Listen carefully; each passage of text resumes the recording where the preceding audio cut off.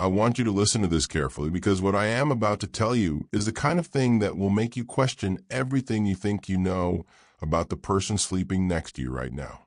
It was 3:17 in the morning. I know the exact time because I checked my phone twice, thinking I was dreaming. I wasn't. I watched my wife drag a heavy black garbage sack from the back of her car across the wet grass, all the way to the edge of Harlem Lake, and drop it in. No hesitation, no looking around, just a quiet splash. And then she walked back to her car like she had just taken out the recycling. My hands are shaking, so bad I could barely dial 911. And when the officer pulled that sack back up from the water 20 minutes later, he looked inside, and then he looked at me. And in the quietest voice I had ever heard a grown man use, he whispered, "Oh, God." That was the moment my entire life split into two halves, before and after. But here is what I want you to know right now, before I tell you everything. I did not fall apart. I did not beg. I did not cry on her doorstep like a fool. Instead, standing right there by that lake in the cold dark, watching a police tape go up, I made a decision. I told myself that within the next 72 hours, I was going to design the most perfect, most airtight, most satisfying trap that my wife and her little secret partner had ever walked into. And I was going to make sure they walked right into it with smiles on their faces. Hello, everyone. Welcome to our story. Please like, subscribe, and comment where you're watching from. Important note. This is a fictional story with dramatized elements for storytelling purposes. Any similarities to real events are completely coincidental, but the lessons about trust, betrayal, and self-protection carry very deep meaning. Now, let's continue with what happened next. My name is Trevor Holloway. I am 38 years old, and up until about 4 months ago, I genuinely believed I was one of the luckiest men in the state of Ohio. I grew up in a small town called Mill Haven, about 40 minutes outside of Columbus. My parents were regular working people. My dad fixed HVAC systems for 30 years, and my mom taught second grade. Nothing fancy, nothing dramatic. I went to Ohio State, studied accounting, graduated without any wild stories to tell at reunions, got a job at a mid-sized logistics firm, worked my way up to CFO by the time I was 34. I was the guy who remembered to floss. I scheduled my oil changes on time. I was deeply, almost embarrassingly responsible. My college roommate once called me the human equivalent of a filing cabinet. And honestly, I took it as a compliment. I married my wife, Nicole, not her real name, but close enough, 8 years ago. We met at a work conference in Cincinnati. She was charming, funny, sharp as a tack, and she wore this red dress that made me forget my own name for about 30 seconds. We dated for 2 years, got engaged, had a beautiful wedding in Gatlinburg, Tennessee, and settled into a nice house in the suburbs of Columbus with a 2-car garage and a golden retriever named Biscuit. Biscuit, for the record, is the only innocent party in this entire story, and he is doing great. Thank you for asking. For most of our marriage, things were good. Not perfect. Nobody's marriage is perfect. And anyone who tells you theirs is either lying or only married for 6 weeks. But we were solid. We had our routines, our date nights, our inside jokes. I thought we were the kind of couple that figured things out. I realize now I was giving myself way too much credit for reading a room. If you're listening right now, help me prove something wrong. My mother said I wouldn't even reach 1,000 subscribers. But I believe stories like this deserve to be heard. Help me show her that these stories matter. Hit that subscribe button right now. It costs you nothing, and it would mean everything. Let me back up a little, because the night at the lake did not come out of nowhere. Looking back now, I can see there were signs going back almost a full year. I just wasn't looking. It started small, the way these things always do. Nicole started working later. She started going to the gym at weird hours, like 9 p.m. on a Tuesday, which called me old-fashioned, but that seemed odd. Her phone, which used to just sit on the kitchen counter whenever we were home, started going everywhere with her. To the bathroom, to the garage.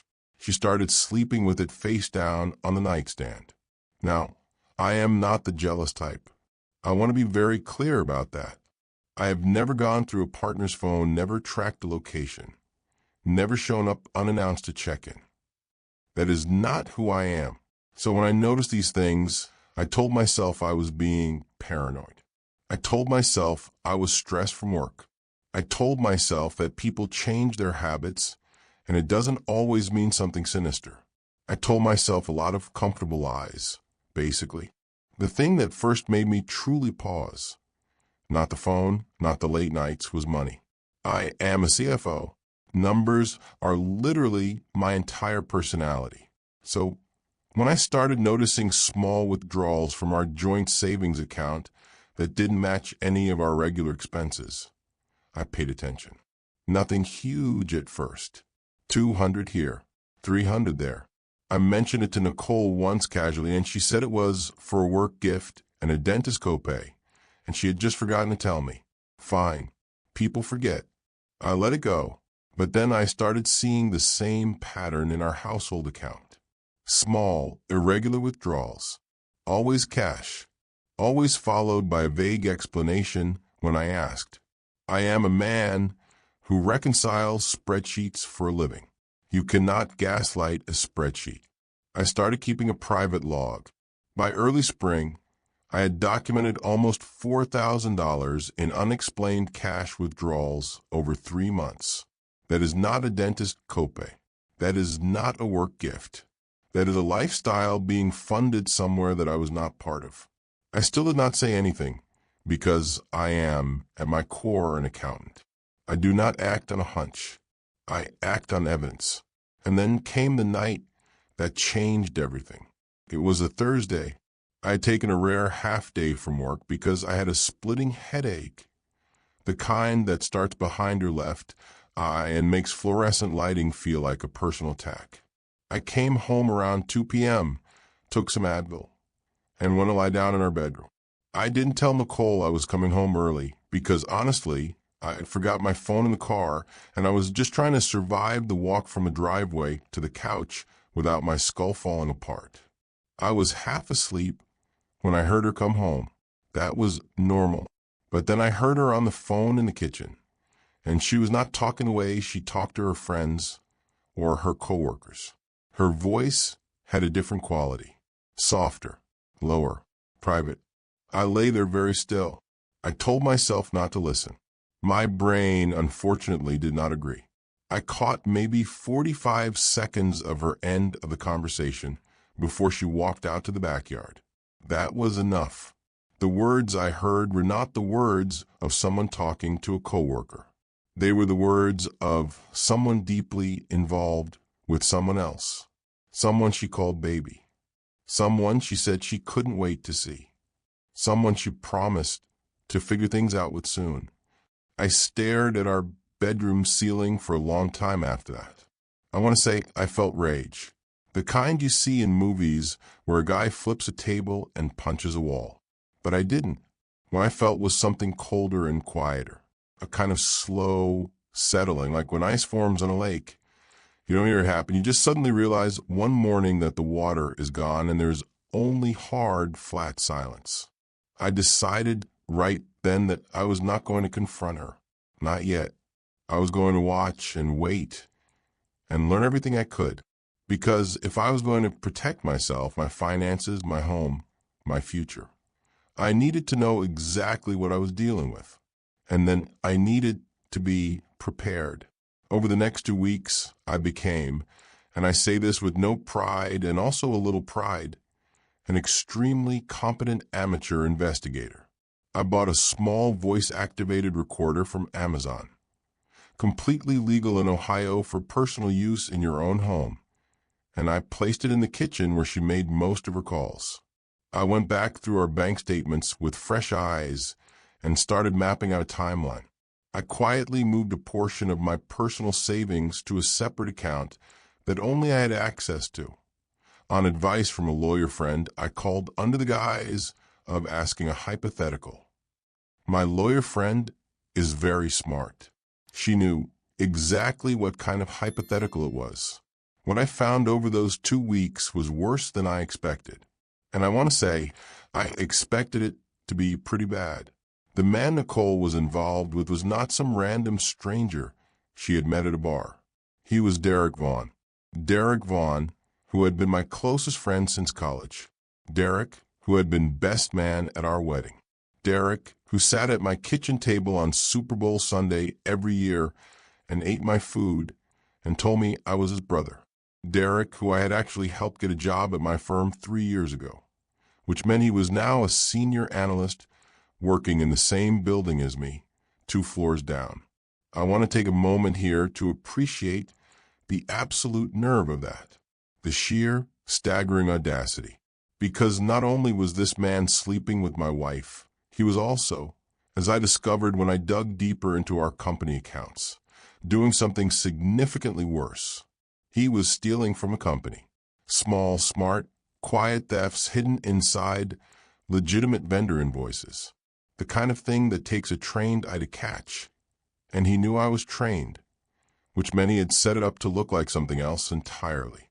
Something that, on a surface-level audit, would have pointed straight to me. He was stealing from the company and framing me for it. I sat with that knowledge for 3 days before I could even think straight. If you think you've been betrayed before, maybe by a friend, maybe by someone at work, I want you to try and imagine finding out that the person you trusted most in the world had been, for the better part of a year, methodically dismantling your life, your marriage, your career, your reputation, all while smiling at you across a conference room table and asking if you wanted to grab lunch. I did not flip a table. I made a plan. Now here is where I need you to stay with me, because this is where the story takes a turn that I genuinely did not see coming. And I was the one living it. The night at the lake happened about 10 days after I discovered Derek's role in the financial fraud. I had not yet gone to the authorities because I was still building my evidence file. I wanted to be airtight. I wanted every single piece in place before I moved. Around 2:45 a.m. on a Wednesday night, I woke up to Nicole's side of the bed being empty. That alone was not completely unusual. She was a light sleeper and sometimes went downstairs to watch TV. But something made me get up, some instinct. I went to the window and watched her load a large black garbage bag into the back of her car. It was heavy. She struggled with it. She was wearing dark clothes, and she moved quickly, like someone who had rehearsed this. I grabbed my jacket and my keys and followed her. I kept my headlights off for the first half mile. I know how that sounds, but I needed to see where she was going. She drove about 12 minutes to Harlem Lake, which is a public park lake on the edge of town that closes to visitors at dusk. She drove in through the service entrance. She had to have scoped this out beforehand because she went right to the gate like she knew it would be open, pulled up to the water's edge, dragged that bag out of the trunk, and dropped it in. I watched from the tree line about 60 yards back, barely breathing. And then I called 911. I told the dispatcher exactly what I had seen. I gave them my location. They asked me to stay on the line and stay where I was. I did. For minutes later, 2 patrol cars pulled in. I stepped out and waved them down. Nicole was still there. She hadn't left yet. She was just standing by the water's edge, and when she saw the police lights, she went completely still. I will never forget the look on her face when she turned and saw me standing there behind the officers. They pulled the bag from the water. It wasn't deep, maybe 4 feet of the bank. One of the officers, a guy named Reyes, waded in with a flashlight and dragged it up. He cut the zip tie, opened it, and that's when he looked up and said in this absolutely quiet voice, "Oh God." Inside the bag were documents, printed records, financial records specifically, vendor invoices, transaction logs, wire transfer confirmations. Every single one of them had been altered, digitally manipulated to show my employee ID, my authorization codes, my digital signature. There were also 2 burner phones, a handwritten ledger that I later learned matched Derek's handwriting, and a hard drive. She had been trying to destroy the evidence of what the 2 of them had done. And whether she was doing it to protect him, protect herself, or simply remove the last thread that tied everything back to them, it didn't matter anymore, because that bag was now in police custody, and so was she. Now, I know what you're thinking. You think the story is over at this point. Wife caught, evidence recovered, case closed, roll credits.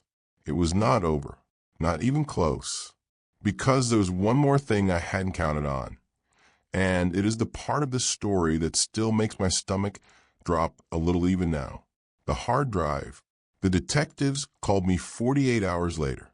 They had gotten into the hard drive. It wasn't encrypted, which was either lazy or arrogant, and honestly, with these 2, I believe it was both. What they found on it wasn't just evidence of the financial fraud.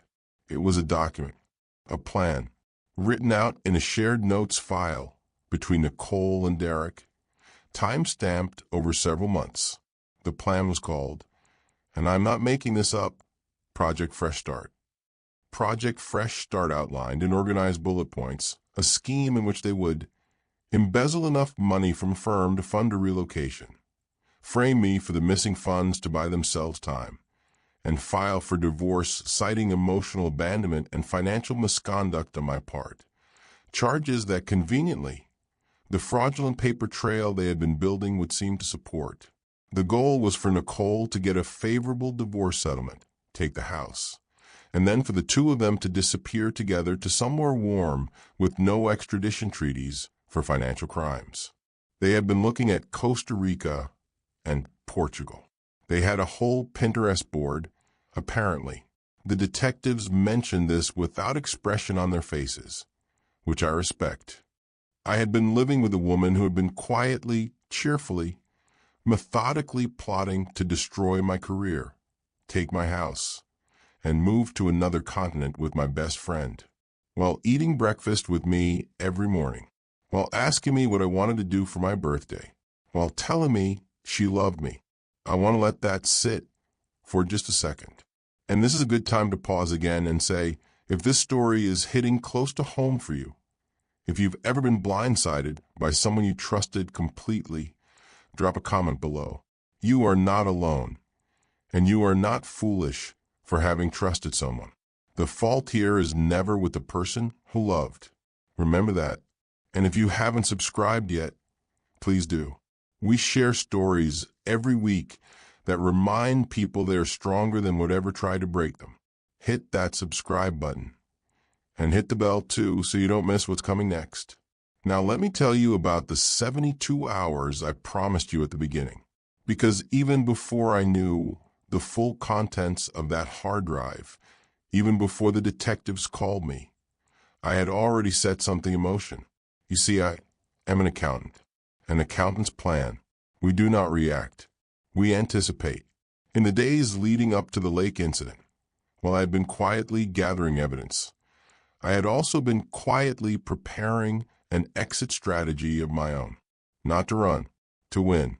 I had already provided the full file of what I knew about the financial fraud to our company's internal legal counsel, along with a detailed written account of everything I had discovered and a timeline of the altered invoices. I did this on a Monday. The lake incident happened on a Wednesday. By Thursday morning, when the detectives called me about the hard drive, the company had already retained outside forensic accountants to go through every altered transaction. And Derek had already been placed on administrative leave pending an internal investigation. He didn't know why yet. As far as he knew, it was routine.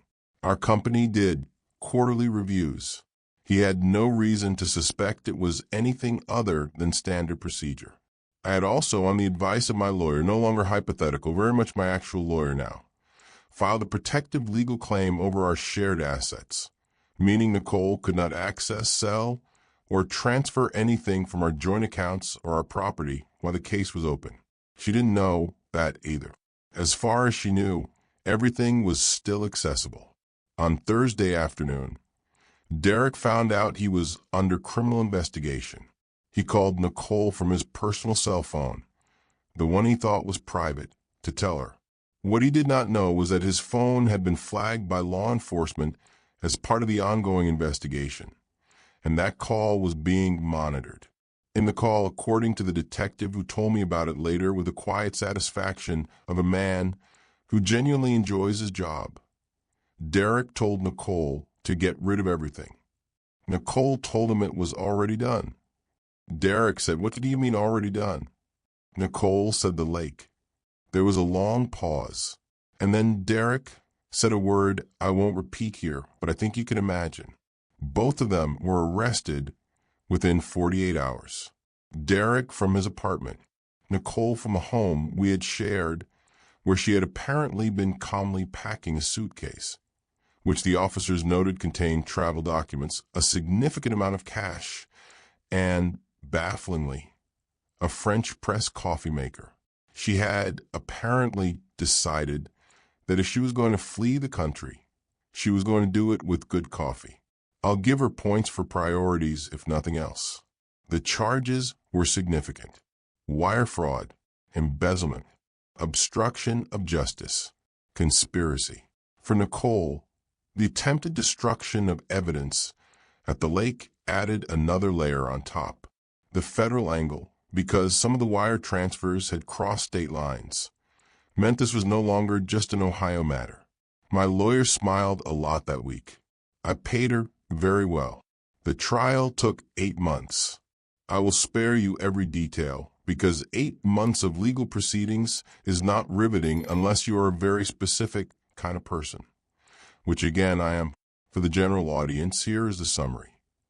The forensic accountants confirmed over $200,000 in fraudulent transactions over an 18-month period, all traced back to a scheme Derek had designed and Nicole had helped facilitate. The paper trail implicating me fell apart almost immediately under scrutiny, because the timestamps on the altered documents didn't match the metadata, and also because, as my lawyer cheerfully pointed out in court, I had been at a conference in Chicago during the dates that several of the authorizations had supposedly been made. I had hotel receipts, a keynote presentation I'd given, and 47 LinkedIn impressions to prove it. Derek got 6 years. Nicole got 4, with a possibility of parole after 2.5. The judge used a phrase, calculated and premeditated betrayal, when addressing them both. And I am not going to pretend I didn't feel something when I heard those words said out loud in a courtroom.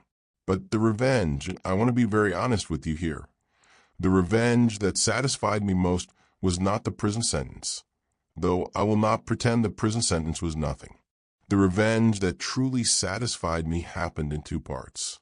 The first part was about the house. Our house, the one Nicole had fully expected to walk away with in the divorce, was sold as part of the asset liquidation required by the court to partially offset the financial damages to the firm. She got nothing from the sale, not $1. It went into the restitution fund, and then the remainder came back to me as the damaged party in the civil suit I had filed alongside the criminal case. I used part of that money to put a down payment on a smaller place near a lake, a different lake, a nicer one. Biscuit loves it. We go for walks every evening. He has no idea any of this happened, and his life is perfect, and honestly, some days I envy him. The second part of the revenge was quieter, and in a way it meant more to me than any legal outcome.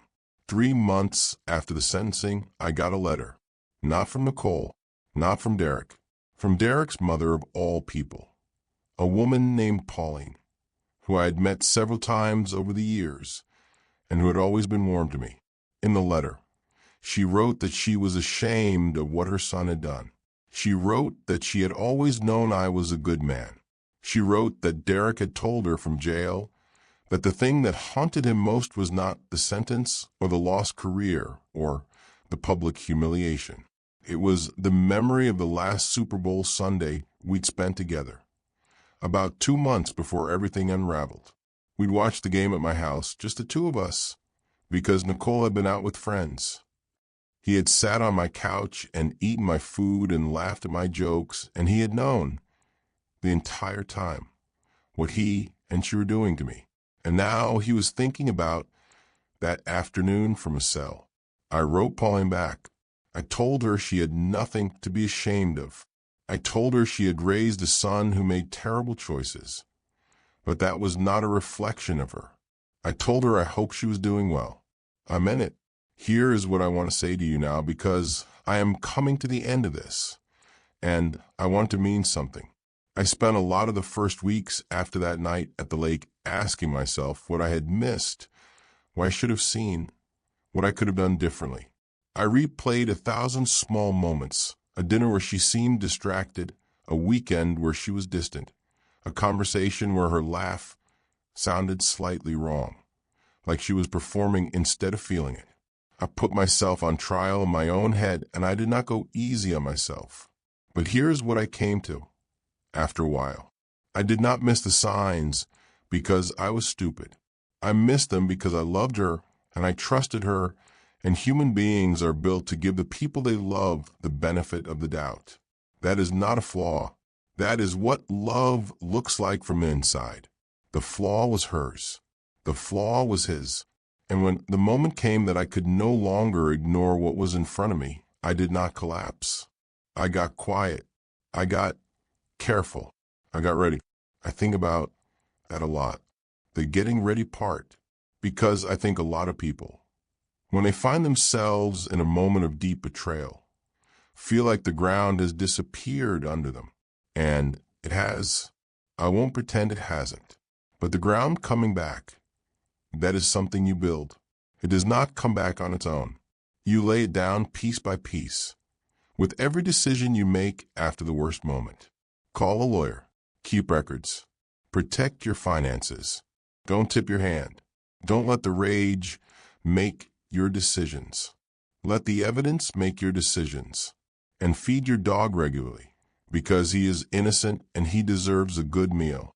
There's one last thing I have not told you. A detail. Small, maybe, but I keep coming back to it. On the night at the lake, after the officers had secured the scene and the detectives had taken Nicole's statement and everything had been processed, an officer named Reyes, the one who had waded in and pulled up the bag, walked over to me.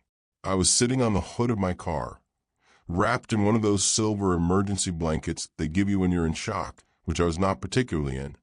But I took it because it was cold and also because refusing it felt rude. He stood next to me for a second, and then he said, I've been doing this for 14 years. You'd be amazed how many people watch something like what you saw tonight and just go back to bed. Don't want the trouble. Don't want the confrontation. Just pretend they didn't see it. I looked at him. I said, I almost did. He nodded. He said, but you didn't. And then he walked back to his car. I've thought about that a lot. The almost. The moment between seeing something terrible and deciding what to do with it. The space between going back to bed and picking up the phone. That space is small. Maybe 3 seconds. Maybe less. But everything that comes after, every consequence, every piece of justice, every moment of your life being rebuilt on solid ground instead of someone else's lies, all of it lives in that tiny space. I chose to make the call, and I would make it again. My name is Trevor Holloway. I am 38 years old. I live in a smaller house near a nicer lake with a golden retriever named Biscuit, who just ate half a rotisserie chicken off my kitchen counter and is currently pretending he has no idea what I'm talking about. I am doing fine. More than fine, actually. I got a promotion 8 months ago. The firm wanted to make it clear publicly that I had been fully exonerated and that my reputation was intact. I took it. I also negotiated an additional week of vacation because after everything that happened, I felt I had earned it. My boss agreed immediately, which tells me I probably could have asked for 2 weeks, and he still would have said yes, but I am an accountant, not a gambler. I have started cooking more. I learned to make a pretty good pasta from scratch, which feels like a metaphor, but I'm not going to push it. I have not started dating again. Not yet. I think there is a version of my life ahead of me that includes someone good and honest and real, and I think I'll recognize her when I see her. But right now I am in no hurry. Right now, Biscuit and I go for our walks by the lake every evening, and we watch the sun go down over the water, and it is quiet, and it is mine, and that is enough. That is more than enough. If you're still here with me at the end of this story, thank you. That means more than I can say. Stories like this don't go viral because they're happy. They go somewhere because they're real. Because somewhere in them, you see something you recognize. A feeling, a moment, a choice. If this story gave you anything, a reminder to trust your instincts or to protect yourself, or just the small satisfaction of watching a well-laid plan unravel for the people who deserve it, then it was worth every word. Drop a comment and let me know where you're watching from. Tell me which part hit you hardest. And if you haven't subscribed yet, please do it now. Every subscriber tells me that these stories matter. Every one of them proves my mother wrong about the 1,000 subscribers thing. And honestly, proving my mother wrong about something is one of my greatest sources of motivation in life. I'll see you in the next story. And remember, the people who are busy quietly building their case almost always win in the end. The ones who are busy covering their tracks almost always forget to watch the tree line. Trevor out.